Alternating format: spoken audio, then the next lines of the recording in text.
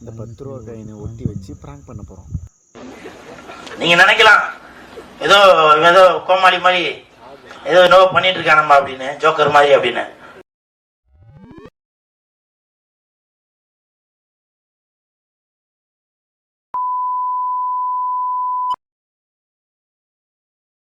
அவனை சொல்லி நிறுத்துங்களேன்டா. அவன் நிறுத்துற அந்த லூசுக்கு மட்டும் வந்துட்டே இருக்கான் போடுறா. வர நிறுத்துற அவனை. பைத்தியக்காரப்ப எதுக்குடா வரீங்க எங்கெல்லாம்?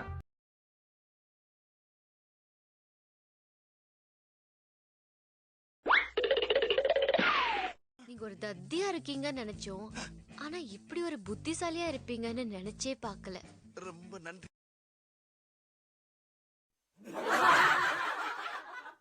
சரி, நான் செவனே தானா போய்க்கிருந்தேன். யாரு வம்பு தும்புக்காச்சும் போனனா?